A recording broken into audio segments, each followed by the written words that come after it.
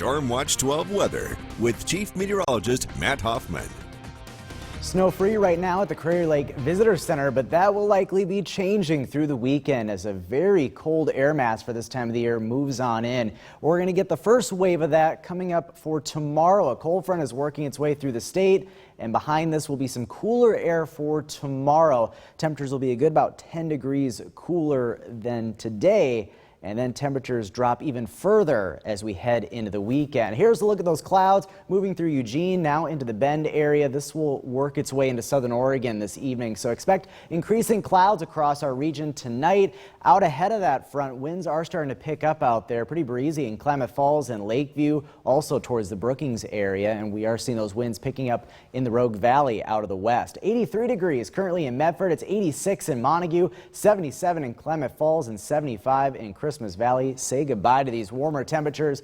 The changes are coming, and we are done with this summer-like stretch of weather. Hopefully you enjoyed it. 45 degrees in Klamath Falls right now. It's 54 in Medford, 51 in Wairika for tonight. These are overnight lows. We are also going to see those clouds thickening up across the region, especially in our west side valleys. Clouds will settle in those valleys for tomorrow morning, and then increasing sunshine expected for the afternoon. Highs tomorrow, notice cooler than today, that's for sure. 67 in Klamath Falls. The forecast high is 74 in Wairika, 73 in Medford, and 68 degrees in Brookings, with a good amount of sunshine still holding on along the Oregon coast. So for the Rogue Valley, we'll wake up to mainly cloudy conditions. We're not going to get really any rainfall from this front that's coming through tonight. Maybe a shower or sprinkle along the Cascades, but that would be about it. Increased sunshine for tomorrow afternoon, and then clouds thicken back up tomorrow evening out ahead of that next storm system. But the good news is we should avoid any wet weather for a lot of those high school football games going on tomorrow evening. Our game of the week at Spiegelberg Stadium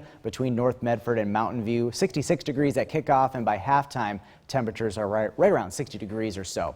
So here's a look at Stormcast. Clouds in the morning, increasing sunshine for the afternoon across southern Oregon, Northern California. But here comes the next storm system, and this one will provide showers across the region as we head through tomorrow night, and then especially through the day on Saturday. It's going to be very spotty, very hit and miss. So not a total washout through the day, but do plan on wet weather on and off throughout the course of your Saturday. Maybe an isolated thunderstorm near the coast. And look at that snow up in our higher elevations. Snow levels by Saturday morning dropping to 4,000 feet, up around 5,500 feet in the afternoon. So there will be some flakes for the Cascade passes, but I'm not really expecting much in the way of accumulation. Road temperatures are still rather warm. And then look at what happens by Monday morning.